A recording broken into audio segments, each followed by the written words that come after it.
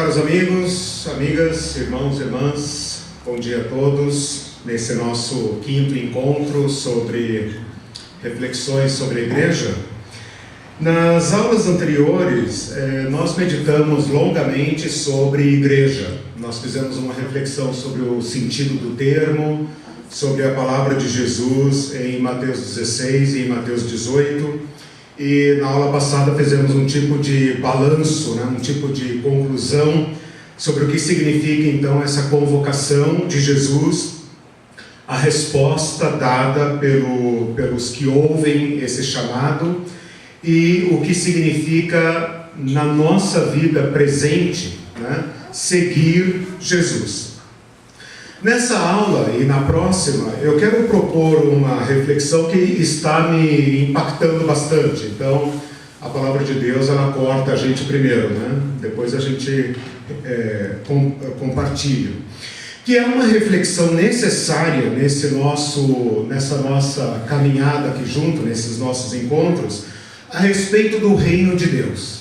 Então, o primeiro desafio que eu coloco, a primeira, provocação que eu coloco é a seguinte: Jesus falou pouco a palavra igreja.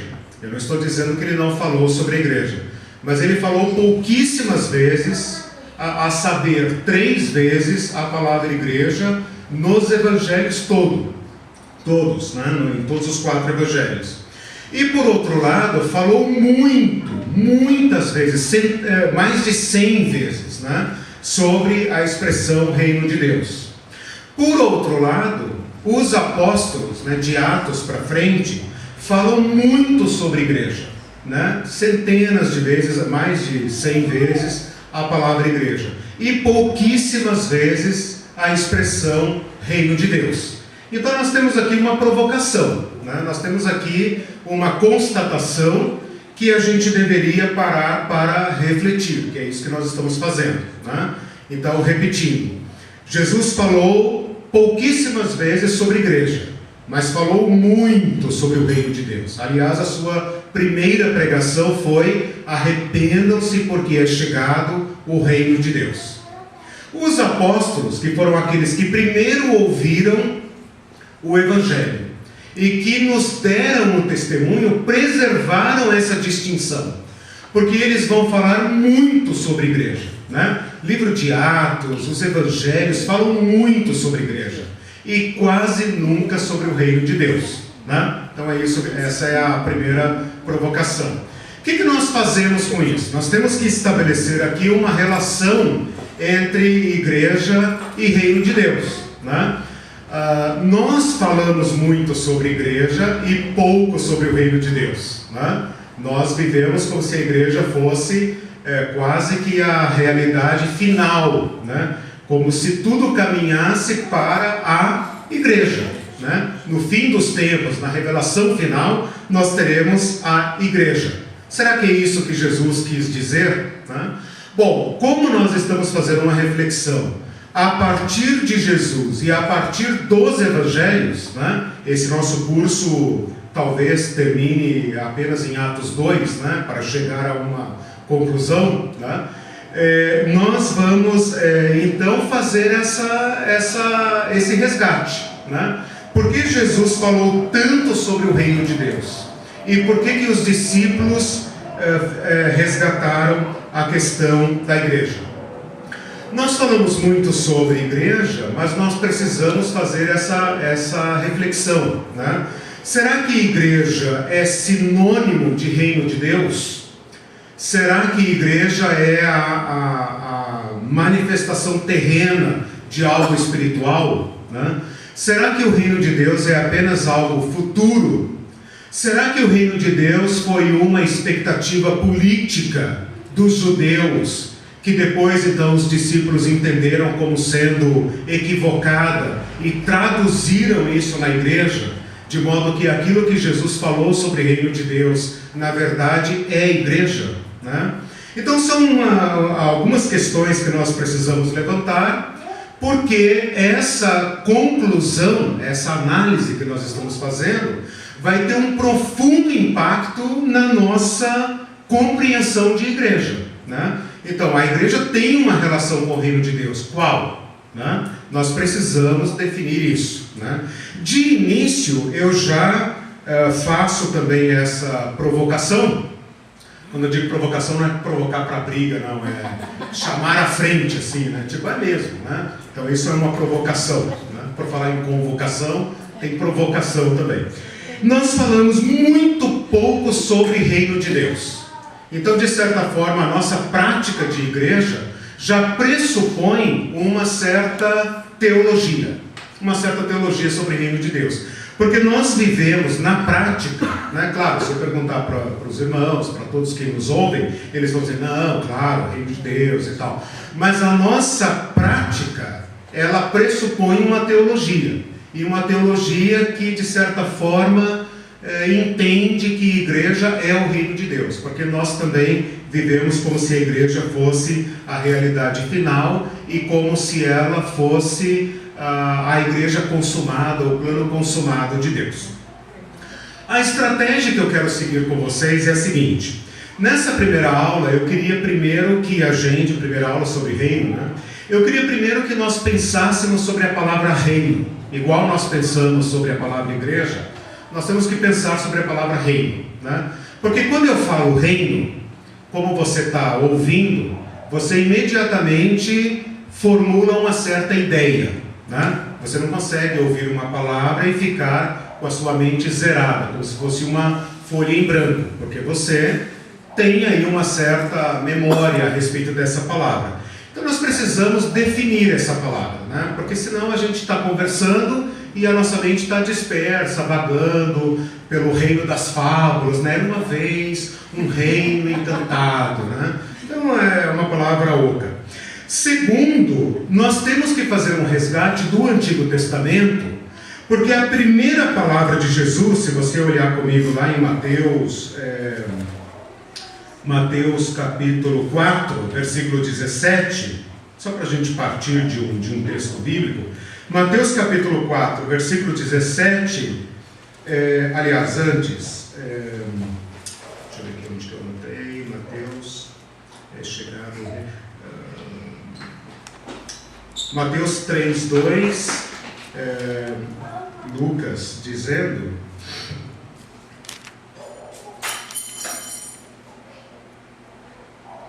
ou Marcos 1,15, vamos para Marcos 1,15, porque eram muitas referências, acho que eu não anotei todas. Eu quero mostrar a primeira pregação de Jesus, está aqui. Marcos 1,15, o tempo está cumprido, o reino de Deus está próximo.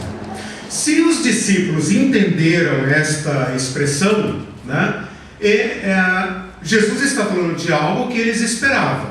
Então a gente precisa voltar no Antigo Testamento para entender um pouco de como eles entenderam esse reino, né? Senão a gente também fica vagando e aquilo que a gente não entende, a gente esquece, né? Se a gente não entender o que Jesus está falando, a gente esquece. Mateus 3,2 também. Mateus 3,2 também. 3,2 é João, né? 3,2 é João, confere lá para mim. Não, Mateus 3,2 arrependei-vos porque está próximo o reino dos céus. Sim, mas é João Batista pregando. Ah, sim. João Batista. Marcos 1,15. Né? Depois eu vou mostrar que Marcos pregava sobre isso, Jesus pregou sobre isso, os discípulos pregaram sobre isso. Então a pregação deles era o reino de Deus, né? Bom, vamos lá. Então a primeira coisa que eu vou fazer é definir a palavra.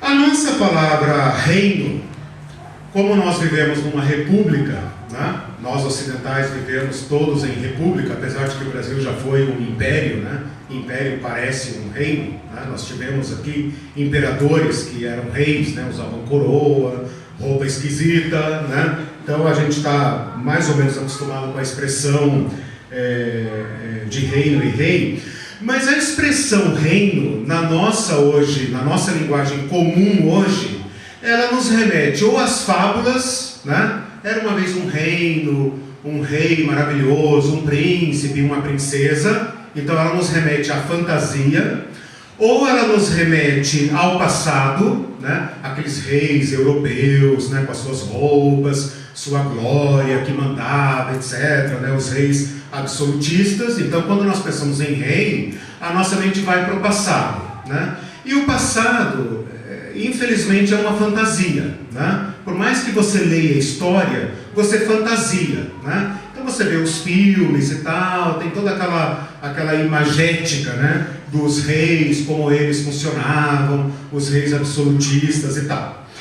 Mas, presentemente, quando nós pensamos em rei, nós vamos para a Europa, né? Então, diz que tem lá, né, rei na Noruega, na Suécia, tem como se fosse um museu, né? Um museu político, né? A rainha Elizabeth na Inglaterra, o príncipe Charles, que um dia vai ser rei, né? Desde que a gente era criancinha vai ser rei e tal. Então essa é a ideia que nós temos de rei. Nós precisamos voltar para o conceito antigo de rei, o conceito de rei nas Escrituras. E o conceito de reino nas Escrituras é a pessoa do rei. É a pessoa do rei que dá realidade à comunidade das pessoas, né? Então, naquela época não se pensava tanto em um Estado com limites, né? Como é a Inglaterra moderna, a Noruega moderna, os Estados modernos, mas um trono, um centro de poder. E o seu poder ia até onde alcançasse o seu domínio. Quantos ele conseguisse subjugar, isso era o seu reino. Por isso os reinos tinham muitos conflitos, né? Conflitos de terra, conflitos de tributo, conflitos de riqueza, de exploração, de comércio, porque todo rei precisava estender seu domínio até onde ele pudesse, para ter então uma certa paz. Tudo que existia pertencia ao rei. Lembra de Faraó no Egito, né? As terras pertenciam ao rei, as pessoas pertenciam ao rei, tudo que você era, tudo que você tinha pertencia ao rei. Então o rei era a realidade. O tempo era contado a partir do rei, né? Pode ver na Bíblia, no ano tal começou a reinar fulano, no ano tal do rei fulano, né? No 20º ano do rei Ciclano, do rei Nabucodonosor, do rei Dario, porque o rei era a própria realidade. Isso está tão imerso na nossa linguagem, que quando eu digo real, outro dia eu usei isso numa prova, eu tive que explicar, eu estou usando a palavra real de rei, não real de realidade. Olha como isso está imerso na nossa linguagem, né? Então quando eu falo a realidade, eu estou usando ainda um conceito antigo de realeza, né? De modo que na nossa própria língua, a palavra rei e realidade, reger, dirigir, né? Estão profundamente ligadas. Regime, regra, né? Então rei é a própria realidade. Quando eu vou para a palavra grega, que provavelmente, né, certamente é a que os primeiros discípulos usaram, a palavra basileia ou basileu também tem o mesmo sentido. Tanto é que em português nós usamos a palavra base ou básica, né? Então quando nós falamos base, nós estamos falando como uma sociedade se organiza, né? Então, embora nós não falemos grego, né, a nossa língua trouxe essa realidade, né, a base de tudo. Então, reinado é a base de tudo. No sentido antigo, então, o rei era aquele que dava realidade à existência, né? E aqui eu próprio fiz uma pergunta que eu coloquei aí, deixa eu ver se eu mantive, porque às vezes eu vou pondo e apagando. Eu acho que eu apaguei, mas eu vou colocar aqui, né? Como foi que Deus foi compreendido como rei? Eu vou fazer uma longa volta para chegar em Jesus, né? Como foi que Deus foi compreendido como rei?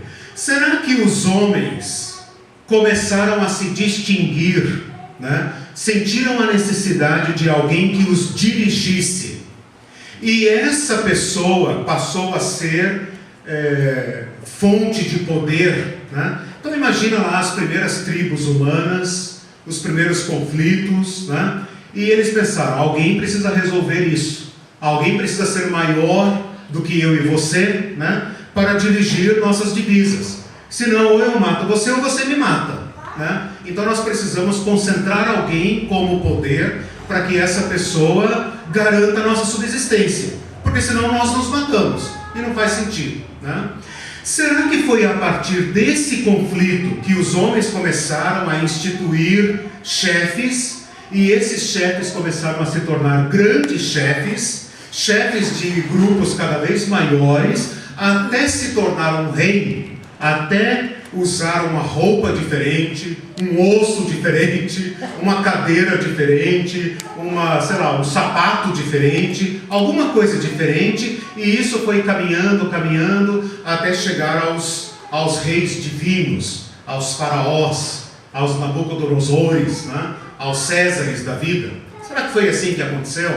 Ou será que os homens olharam para o universo e pensaram: se eu dirijo a minha família, se o fulano dirige a tribo, quem dirige essa super estrutura, essa super coisa, né, que funciona? Será que há um grande chefe, um grande pajé, um grande líder, né? De alguma forma que é difícil discernir, né? Aqui nós teríamos que trabalhar apenas com hipóteses, né? Mas difícil discernir, os homens chegaram à conclusão que se eu dirijo a minha pequena tribo, deve haver alguém que dirige tudo isso. Então, os reis do passado, os reis da história humana, muito rapidamente tiveram que apoiar seu poder em Deus, ou nos deuses, né? Então todos os reis do passado, né? não nos compete aqui, digamos, chegar a uma conclusão sobre isso, mas apenas a uma constatação. Todos os reis do passado, de alguma forma, se tornaram divinos, né? Faraó, Nabucodonosor, César e tal, todos eles se tornaram pessoas apoiadas nos deuses. Vamos ver agora como que o povo de Deus quebrou isso. E aí com isso eu entro no Antigo Testamento. Diga, meu irmão. Achei interessante o que você está falando, Eliseu, porque os gentios tinham rei e os judeus não tinham rei. Isso. Quem dirigia os judeus era Deus. Isso. Sabe? E que agora nós queremos ter um rei que nem os gentios. Isso. Aí aquele conflito. Então agora eu vou dar a gente vai dar. Então essa relação desse... Quando os gentios tinham um rei, sim. Então eles tinham alguém, né, como se fosse, então tem que ter um rei, senão assim, um vai matar o outro ali, certo? Sim. Então nós tínhamos um rei, e esse rei que vai nos... E eu estou vendo esse rei, né? Uhum. Só que o judeu ele não estava vendo, né? Quem via esse rei, sabe, eram os profetas. Não, nós estamos vendo Deus, mas a gente quer uma pessoa, né, perto, junto aqui, para que possa nos com isso, né? A gente entra no Antigo Testamento, né? Isso que eu falei até agora é um conceitão geral, né? As nossas ideias sobre rei e tal. Entramos no Antigo Testamento. E aí eu vou começar, né? Você já tocou no ponto onde a monarquia, né? O rei pessoal entra na história, né? Mas eu gostaria de levá-los lá na criação, porque isso é uma teologia do Antigo Testamento. Lá na criação, Deus fala assim: façamos o homem à nossa imagem. Homem e mulher os criou, né? Macho e fêmea os criou, homem e mulher os criou. E lhes disse: dominem, governem sobre todas as coisas. Quer dizer, eu lhes dei aí um mundo a ser trabalhado, cuidado, administrado, dirigido e tal.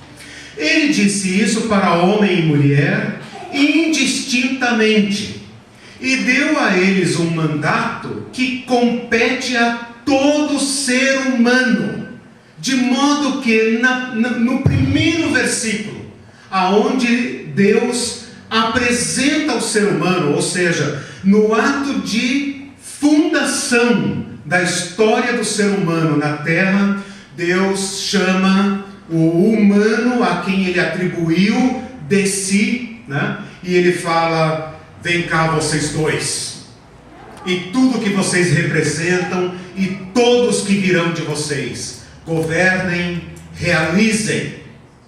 Com isso, ele dá uma foiçada, né, em toda pretensão humana de governar sobre o outro.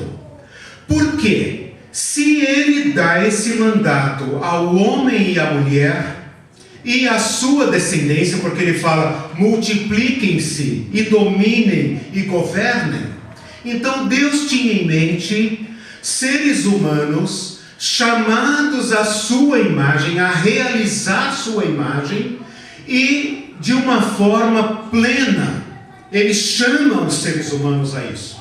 Eu sempre lia esse texto pensando que Deus pegou sua imagem e carimbou na testa do homem e da mulher, né? Depois eu aprendi com as leituras e tal, e as interrogações que a gente já está fazendo, que esse mandato de Deus é um chamado a ser, que nós somos chamados a realizar a imagem de Deus. E assim como Deus cria e governa, Ele chama os seres humanos a criarem. Ele não nos deu uma terra pronta, Ele não nos deu os animais catalogados, as plantas catalogadas, Ele não nos deu uma coisa pronta. Ele nos deu tudo o que criou, nos deu um mandato e um chamado a realizar. E esse mandato é ser imagem e semelhança de Deus. Ele plantou um jardim, e a gente pode pensar nesse jardim como sendo uma amostra grátis, né? Ele falou, olha, eu fiz aqui umas coisinhas bonitinhas, né? Podem mudar isso aí, podem fazer, podem construir, mas assim como eu fiz, façam. E assim como eu estou sendo para vocês, sejam para os outros. Então me parece que a expectativa de Deus era que os seres humanos usassem todo o seu mandato para serem imagem de Deus e para ajudarem os outros a ser imagem de Deus. Bom, a história dos gentios é essa que vocês conhecem. Deus chama um povo, aqui eu vou entrar agora na história que o nosso irmão Fernandes está nos visitando hoje. Muito obrigado pela sua presença. Ele colocou, veja, Deus chama um povo. Ele chama Abraão para andar com ele, Abraão, Isaac, Jacó, esse povo vai para a escravidão. Escravidão. É o faraó divino, né, dizendo, quem é esse Senhor para que eu o obedeça? Né? Eu sou o Senhor. Eu não obedeço ninguém, né? Então, faraó representa ali o anti-Deus, o anti-reino de Deus, né?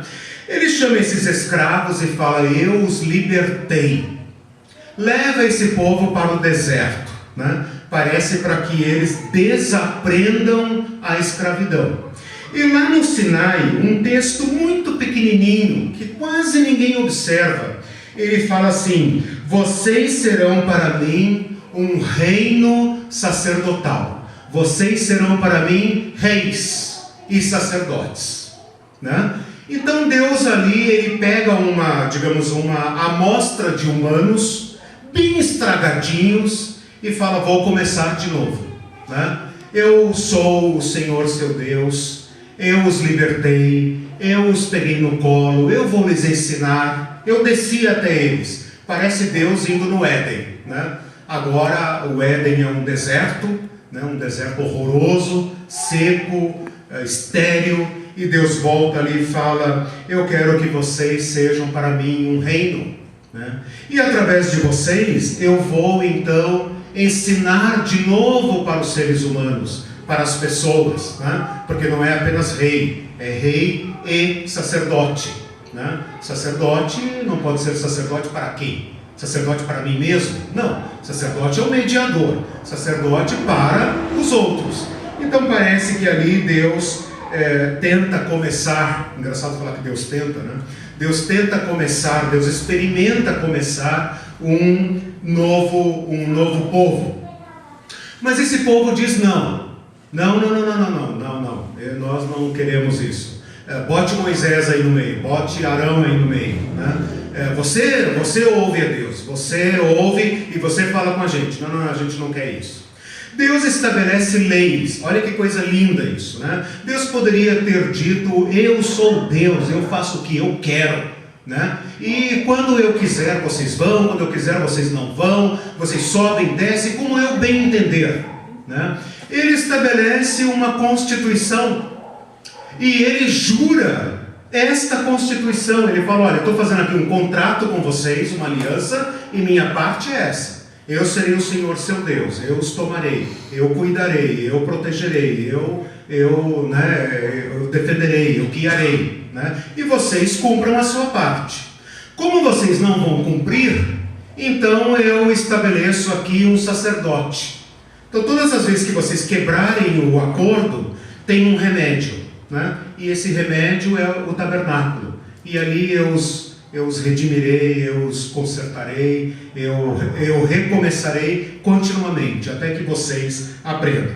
Mas aí o povo não quis, né? E para pular logo, né, para ir direto ao ponto, o povo não quis. O povo se cansou de Deus, né? E pediu para Samuel um rei. Pela primeira vez, a monarquia dos homens, a monarquia dos gentios, como os povos ao nosso redor têm, se tornou uma tentação insuperável, né? Nós não conseguimos mais andar com esse Deus. Se a gente obedece, ele protege. Se a gente escorrega, a gente não consegue se manter. Nós não conseguimos andar com a lei. Nós queremos um rei. Samuel fica muito triste porque ele entende isso. Ele vai falar com Deus. Vocês conhecem a história, 1 Samuel 8, 9, 10, por ali. E Deus fala com ele: não é a você que eles estão recusando, é a mim, para que eu não reine sobre eles. E então vem o rei Saul. O rei Saul é um grande fracasso, porque ele tenta ser um rei como gentil. Ele oferece sacrifício, coisa que era proibida para o rei de Israel. O rei de Israel deveria observar a lei. O rei de Israel nunca seria um rei divino. Ele seria um rei pastor, um rei servo, um rei que seguiria a lei e pastorearia o povo de Deus. Por isso Deus elege um rei pastor. E aí a palavra pastor, né, tão familiar para nós, também entra na teologia, né? Assim como Deus pastoreia o povo, Deus agora elege um pastorzinho lá no deserto e fala: meu filho, vem cá, vou te ensinar, né? E então entra a história do rei e tal. A partir de Davi é que Deus é chamado de rei. Se você observar os Salmos, pesquisa isso depois. Deus não é rei do povo. Deus é o Senhor. Deus é o pastor do povo. Deus é o pai do povo. Mas a partir da monarquia de Davi, o título de rei é levado para Deus. Então Deus é o rei. Ele é o majestoso. Leiam os salmos da majestade, né? Salmo 90, 93, 94, 95, 96 e tal. Ele é o rei. O Senhor reina. O Senhor reina sobre os povos e tal. Então essa teologia do reino entra na cultura do povo de Israel. Eles reconhecem que mesmo tendo ali o Davi diz que Deus é que reina. Por isso Davi é considerado um homem segundo o coração de Deus. Os filhos de Davi fracassam, todos eles, menos alguns, né? Que a Bíblia fala assim, eram retos, porém mais ou menos, né? Pode ver, né? Fez o que era reto, não porém como Davi, né? Um ou dois escapam, né?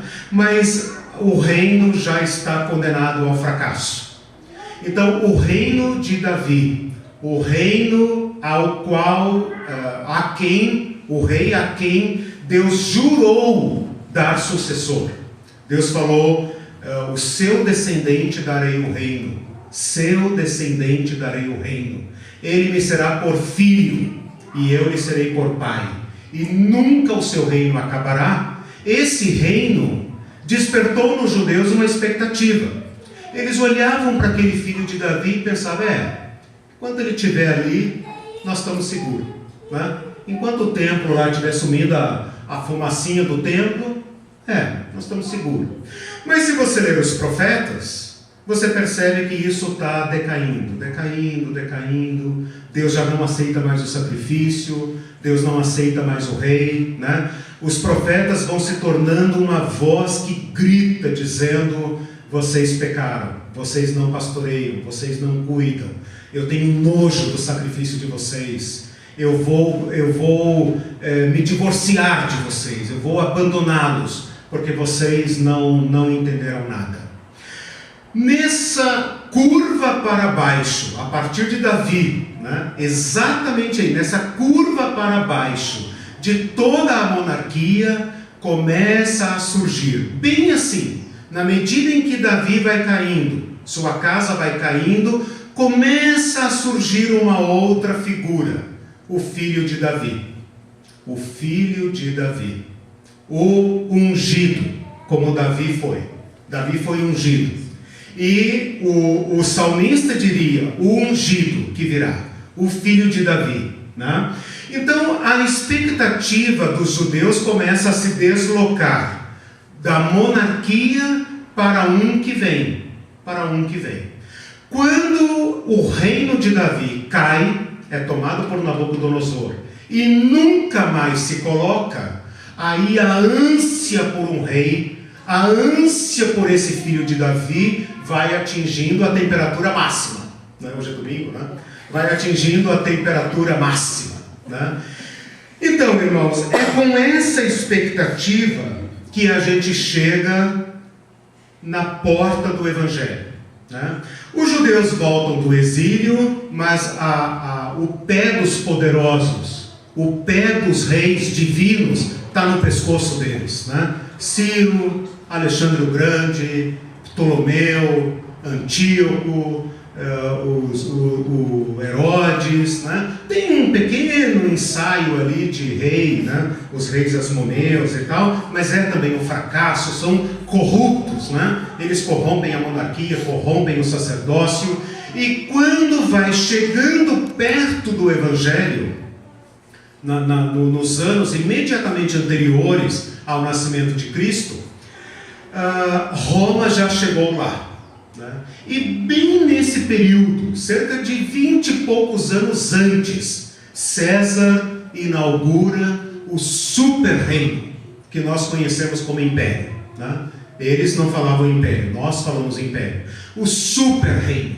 Pela primeira vez um homem, né, reunia sob seu comando todos os reinos da terra, unidos e pacificados, ou por bem ou por mal, né? No caso dos judeus, por mal, né? Ou por bem ou por mal, porque nós precisamos de comércio, precisamos de estrutura, precisamos de uma só língua, precisamos fazer a nossa super Babel, né? Nossa super Babel, esse sistema humano que precisa de um rei divino, né? E então alcançamos o clímax, né?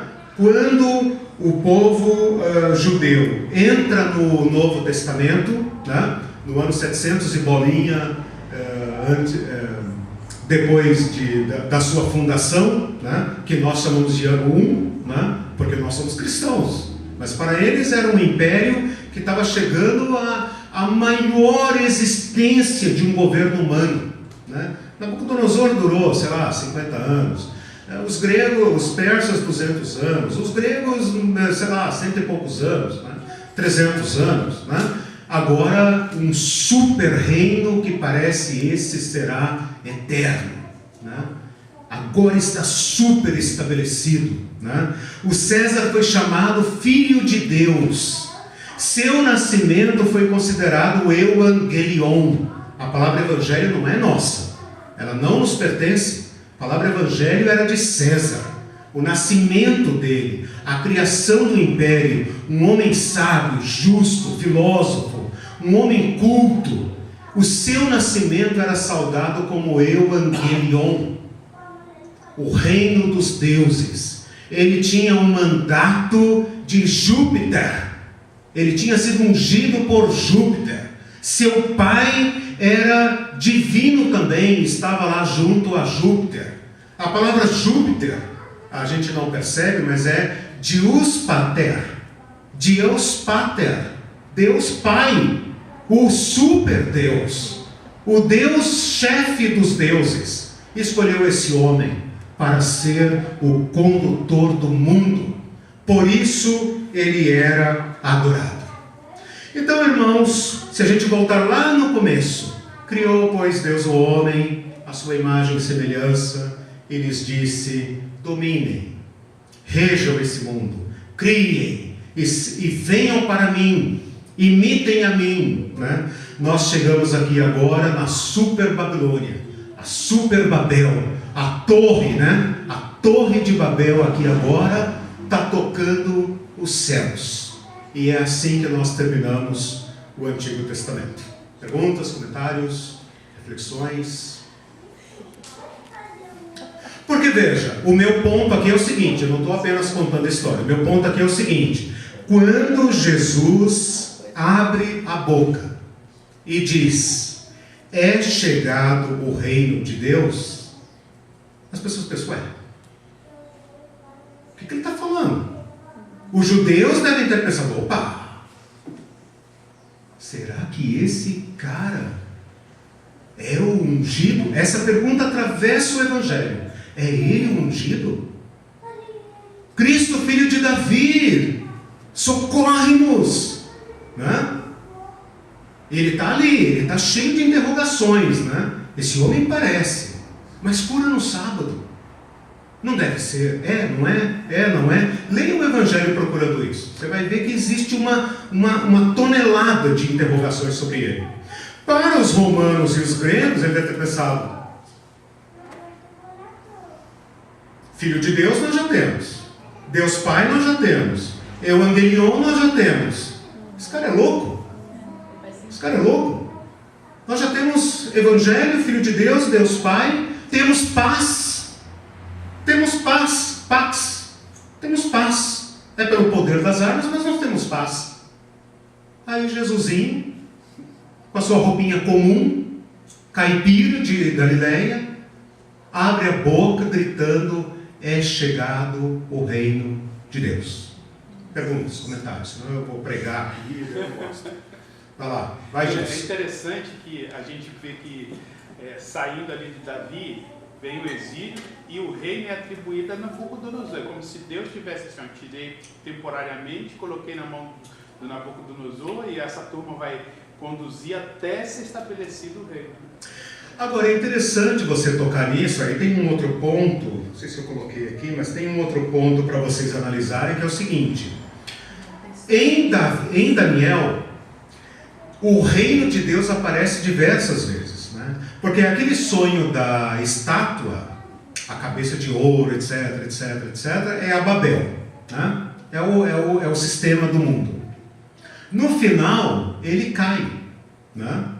Depois tem no capítulo 4 a questão da árvore, que também cai. Depois tem o sonho dos monstros, das bestas, né? O primeiro é um leopardo, o segundo é um urso, o terceiro é um leão, e todos eles devoram e pisam. Eu adoro esse capítulo, porque ele chama os governos humanos de bestas, né? Não tem nenhuma veneração. Quem ia baixar a cabeça para você o quê, rapaz? Se Deus quiser nos proteger, Ele que nos proteja. Nós não nos dobramos perante o Estado. Não nos dobramos perante você. Você está aí constituído para ser pacificador dos homens e não para ser adorado. Não nos dobraremos. E no final, esse texto vocês têm que ler hoje ainda, né? Daniel 7. No final das bestas, aparece um monstro terrível, que ele não sabe nem dar o nome. É o clímax da monstruosidade humana. É a besta mais terrível que o ser humano já criou, né? E aí ele vê no céu um como filho do homem, que se aproxima. É a primeira vez que o título filho do homem aparece. Que se aproxima do ancião de dias. É o único lugar em que Deus recebe esse título na Bíblia. E chega perante ele e recebe o reino e o dá aos mansos da terra. Essa é a mais violenta crítica das Escrituras aos poderes humanos. Porque se você ler os animais, eles vão crescendo em terror. Eles vão crescendo em terror. né? Eles são paz para os grandes, para os poderosos, para os ricos, para os nobres. Para o Zé Povinho lá que anda atrás de Jesus, que não tem nem pão para comer, né? Se Jesus multiplica pão, eles querem fazer dele um rei. Opa, um rei que dá pão nós queremos. Isso é miséria, muita miséria, né?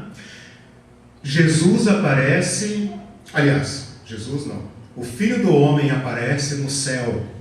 Um de nós está no céu, recebe o reino e o dá aos mansos da terra, e eles o possuirão para sempre. É a coisa mais linda, que os mansos é que triunfarão, e os poderosos serão derrotados, né? Os violentos serão derrotados. Eu não sei, tem hora que eu acho que a Bíblia, o reino, tudo isso é cheio de casca de banana, né? Porque Deus brinca com esse lance de literal e figurado. Por exemplo, eles nessa luta toda, esperando um rei de verdade, que iria tomar esse reino. E daí Jesus vem e não é nada daquilo que eles entenderam. Cara, eu ia ficar doido também. Eu ia falar assim, pô, não estou entendendo isso. Como funciona? Por isso talvez Jesus falou para Pedro naquele texto que nós estudamos, né? Nunca você teria chegado a isso, né? Então nunca. É muita Meu casca pai de te banana, revelou. é muita... Que nem você vê, aos sãos não precisam de médico. Aí você fica assim, tá, então... Nós precisamos de Jesus, mas não tem ninguém são. E ele disse, os sãos, entende? Então assim, uma casca de banana enorme, porque não tem são, ele veio para todos estão doentes, né? Então ele é cheio assim de coisas, então esperavam um rei de verdade, né? Então foi muito confuso, até para Judas e tudo isso, né? Vamos entrar no Evangelho ainda. Professor Eliseu, Sim. isso tudo tudo isto, porque o reino de Jesus é divino. Tudo isso. Vamos chegar lá ainda no Novo Testamento. É por isso que essa complexidade toda de início da humanidade, de esperar esse rei para salvá-los dos romanos. Essa é uma das perguntas, a questão se o reino é espiritual, né? Porque aí nós vamos ter que discutir essa questão, porque aí está uma casquinha de banana, como a Irene falou, né? Então veja, o reino vem andando, né? Vem andando, seus fracassos e tal, vem andando e atinge o clímax, né? No início do Evangelho. Então eu parei aqui em Jesus, não entrei em Jesus ainda, né?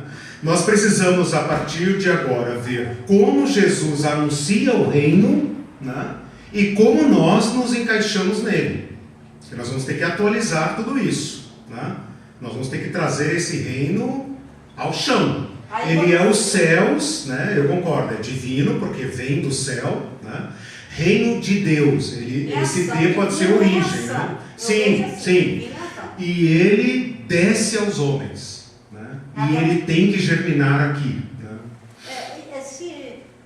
Você pensando assim, você vê muita complexidade. Sim. Mas se você transcende para o próprio Deus, você já vê tudo diferente. Sim.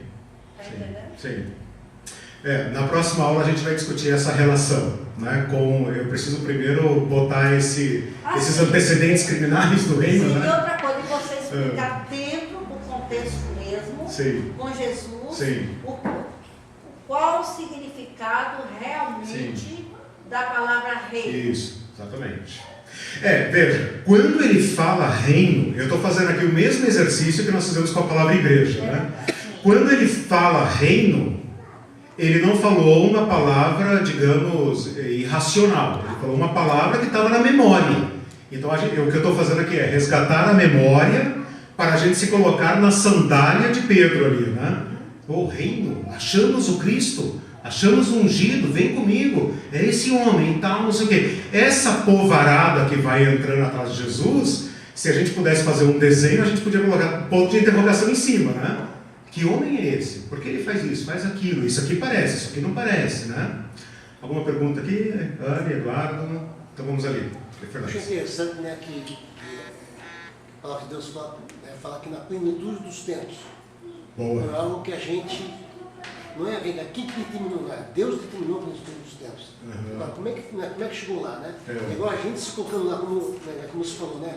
Igual eles colocam na sandália de Pedro. Então, agora eu estou lá, certo? Mas antes de Pedro, parece que teve duas pessoas, uma viúva, eu não sei mais quem, que estavam... Agora eu posso chegar ao meu porque eu vi esperando. Os magos, começo a ver essa expectativa de alguém que estava andando com o Senhor, sabe, agora eu vi. Eu vi aquele que, sabe, é algo assim bastante... Ver e entender, né? Você falou aí da profetisa, de Simeão, podemos ver os magos, olha que coisa incrível, aqueles, né? Que ironia do Evangelho, né? Que aqueles estrangeiros, aqueles feiticeiros do Oriente, né? Viram o que os judeus não viram. Viram o que os judeus não viram e se colocaram no caminho e foram lá. Onde está o rei dos judeus? Porque viemos adorá-lo. Rei, né? Então esse discernimento aí, Ana, Gilson, Johnny. E os pastores também, né? Homens simples. Sim. Na calada da noite. Pastores, olha que lindo isso, né? Os estrangeiros, né? Reis e pastores, né? Então Deus, ele se manifesta a quem ele quer, de maneira que ele quer. Sim. Alguns que viram e entenderam, né? Outros que viram e não entenderam nada, ou entenderam errado, levaram tempo, né, para compreender. Bom, vamos então entrar aqui um pouco no Evangelho. Bom, Jesus é anunciado como rei. Eu preciso só colocar aqui a questão da... Eu vou começar a partir da tentação de Jesus. Porque na tentação de Jesus, descrita em Mateus 4, Lucas 4, o diabo, segundo o relato, pega Jesus, leva-o a um alto monte e mostra todos os reinos do mundo e a glória deles. E em Lucas fala todo este poder e a glória deles. Então Jesus teve aqui uma visão panorâmica de todos os reinos do mundo. Ou seja, ele teve uma visão panorâmica do Império Romano. Né? Porque o Império Romano, o que nós chamamos de Império Romano, eram os reinos do mundo e a glória deles. Era aquilo que regia o mundo nos dias de Jesus. E o diabo aqui, olha bem esse relato, é meu. Esse sistema, esses reinos do mundo, essa glória deles é minha e eu a dou a quem eu quero. O Evangelho aqui, independente de como a gente interpretar esse texto, como se deu essa tentação, etc., o Evangelho aqui está dando outra foiçada no sistema dos homens, dizendo tudo isso que vocês chamam Evangelion, tudo isso que vocês chamam Filho de Deus, tudo isso que vocês chamam reino dos céus, reino de Júpiter, é do diabo, é sustentado por ele. Toda essa glória que vocês cantam, louvam, é do diabo. César é um sistema do diabo, não é de Deus, é diabólico, destrói o ser humano, oprime, mata e destrói. O ser humano nunca será realizado, nunca alcançará aquilo para o que ele foi chamado no Império de César. Isso é uma máscara. Vocês se gloriam dessa riqueza toda, né? Mas as periferias do reino estão com a bota no pescoço. A paz de César é uma paz da espada, é uma paz da guerra. Essa paz e esses reinos foram construídos pela violência. E então Jesus diz, arreda Satanás, porque está escrito, somente a Deus prestarei culto. Ou seja, meu sistema é outro. Né? Ele rejeita isso, o diabo desaparece dele e ele vem para a Galileia e começa a pregar. Aqui que eu queria chegar. E a primeira palavra que ele fala, segundo os evangelhos, Chegou o tempo, que é aquilo que você falou, né? Ele é quem diz que tempo é esse, né? É calendário de Deus. Chegou o tempo, é chegado o reino de Deus. Arrependam-se e creiam no meu evangelho. Então essa é uma mensagem que, como disse o C.S. Lewis, né, naquele teste, né, ou é coisa de uma pessoa extremamente má, ou é louco, ou é Deus. Não tem saída, né? Porque ele não está anunciando isso lá nos Cafundó, ele está anunciando isso dentro do reino do Filho de Deus, do homem ungido pelos deuses, para dar paz ao mundo. Então é chegado o tempo, arrependam-se, mudem sua mente para entrarem no reino, né? Creiam no Evangelho. É chegado o tempo, começou. Diga. Eu acho interessante, né, que Jesus, aliás, o diabo ali ele falou uma verdade. Certo. Eu estava pensando, nossa, Jesus não contestou. O diabo não mentiu. Sim. Nós falou uma verdade. Nós falou uma verdade. E Jesus não conseguiu. Sim. Jesus não. Vem cá, essa regra porque você é mentiroso. Não. Sim, sim. Sabe, isso aqui, agora está chegando o meu reino. Então tem dois reinos. Sim. Ele não desprezou, Jesus não desprezou Sim. e não anulou o reino do outro. Não existe Sim. um reino. Sim. Agora está chegando o reino de Deus. Exatamente. Agora, qual reino? A gente segue, né? Em que reino você está? Em que reino nós estamos? Né? Exato. Interessante assim. Ele vai dizer príncipe deste mundo, né? Vem aí o príncipes. O principal, a palavra príncipe, que nós também entendemos como, né, o homem louro e tal, que tem a espada, que salva a princesa e tal. A palavra príncipe nasceu de príncipes, que é o primeiro do sistema. Jesus não fala que é César, né? Ele fala o príncipes, quer dizer, o cabeça desse sistema está aí, e é o período dele. E outra coisa, não vai cair agora. Não vai cair agora. Mas o reino de Deus começa a ser semeado, né? Uma pequenina semente. A gente deveria estudar as parábolas do reino. Talvez a gente faça isso, né? Pequenina semente, né? Onde está o reino? Com que aparência vem? Eles estão olhando assim, né? Onde vai estourar? Onde vai irromper o reino de Deus? Não. Ele vem assim como uma pequenina semente ali e tal, vem uma porçãozinha de fermento que vai levedando, vai subindo, vai mudando, vai revolucionando o modo de pensar, e o príncipe virá, né? Ele vai dizer, com imagens de Daniel, né? Vereis nos céus o Filho do Homem. Como esse Filho do Homem foi parar lá, né? Isso que eu ia falar aquela hora de Daniel, né? Que você falou de Daniel. Viu um homem nos céus. Um homem nos céus? Lugar de homem não é nos céus.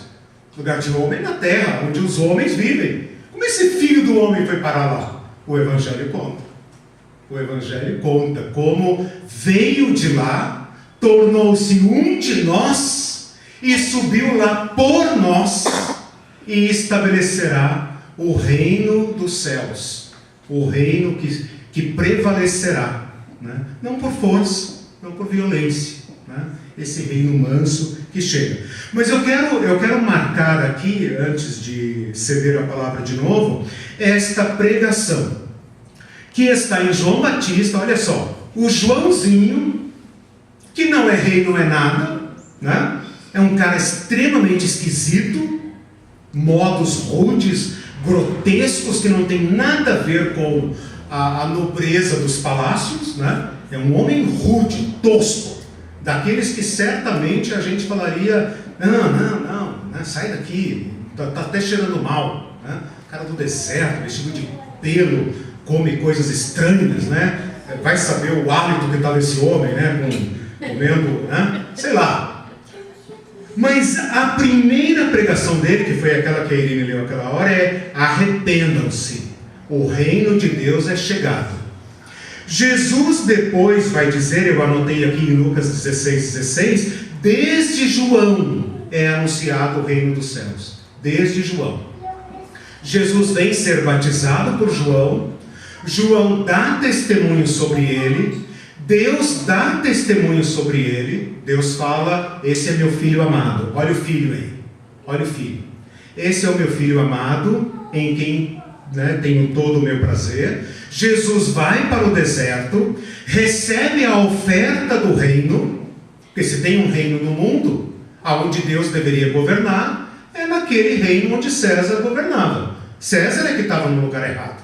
Quem deveria estar lá é aquele a quem o pai disse, esse é o meu filho. Né? Se tivesse algum grego ali, ia pensar, mas o filho de Deus não é o outro? Né? Como que aqui no Jordão, com esse homem tosco, né? Ele fala, esse aqui é o filho de Deus. Então perceba de onde vem o reino. Jesus vai para o deserto, recebe a oferta do reino, diz não para esse sistema. Agora aqui já estou chamando de sistema, para ficar bem claro, né? Diz não para esse sistema, é aprovado por Deus, vieram os anjos e o serviram, quer dizer, ele é aprovado por Deus, né? E ele chega lá nos arredores, lá nos grotões, lá na periferia, né? Na região nordeste, né? Nas favelas da Galileia, porque é isso que o profeta tinha dito.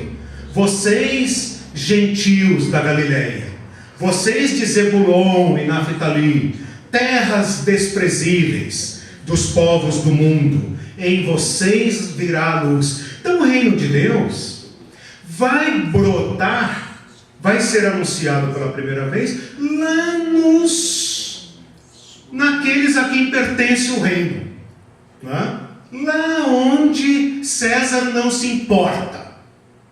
Lá onde César não se importa. Ele dá aquelas terras para um, dá para outros, ele não se importa. Lá Jesus fala, é chegado o reino de Deus. Arrependam-se e acreditem no meu evangelho. A palavra arrependam-se é muito ruim, porque a palavra arrependam é latina e ela está ligada à penitência. Então ela é uma palavra que não carrega, ela não consegue transportar o sentido da palavra, vocês sabem disso. A palavra arrepender é metanoia, e a palavra metanoia é mudar a mente. Mudar a mente, virar a chave para entrar no reino. O reino tem porta? Jesus falou para Pedro, dar-te-ei as chaves, né? Aqueles que são pequenos, entram. Aquele que se torna como uma criança, entra. Aquele que não pratica a justiça, não entra. Então, pesquisem no Evangelho as palavras entra e não entra. Eu sou a porta, né? Entra, não entra. Entra, não entra. O reino, esse reino que a irmã chamou de divino, ele tem uma porta. E ele tem critérios de entrada. E Jesus dá aqui a chave. Arrependam-se.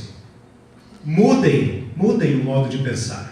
Mudem suas relações, suas palavras, seu caminhar. Lembra do caminho da aula passada, né? Mudem, né? Quem muda o modo de pensar, quem adota a imitação de Jesus, entrou no reino. Já entrou no reino. E o reino já entrou nele. Então, aquela pergunta, né? Aquela pergunta que eu fiz no início. O reino é passado? O reino já está aqui? O reino virá? As três coisas. O reino é passado, porque o rei já veio na nossa história, na plenitude dos tempos. Tem data, local, tem lugar. Os turistas podem ir lá e visitar a vila onde ele nasceu, a vila onde ele viveu. É no tempo, é passado. Depois ele fala que ele estaria conosco. Então o reino está presente. Paulo fala que nós fomos transportados, o Fernandes acho que falou isso, né? Os dois reinos, né? Paulo fala, acho que em Colossenses 1,13, ele fala, nos retirou do reino das trevas, nos transportou, verbo passado, nos transportou para o reino do Filho, aonde nós estamos agora. E esse reino já está consumado? Não, não está. Nós aguardamos o reino. Então o reino é passado, o reino é presente e o reino é futuro. Nós aguardamos a sua consumação. A gente começa a vislumbrar o lugarzinho da igreja no reino, né? Já dá para deduzir algumas respostas, né? Já dá para, com base nisso, deduzir algumas respostas. Qual o lugar da igreja no reino? O grande projeto de Deus, que foi anunciado lá na criação, é o reino de Deus. Ele fez isso com o povo de Israel, ele fez isso através da monarquia, ele fez isso através do sacerdócio de Arão, ele fez isso através dos profetas, ele fez isso através de Cristo, a plenitude dos tempos, o tempo completo, né? Aonde a chave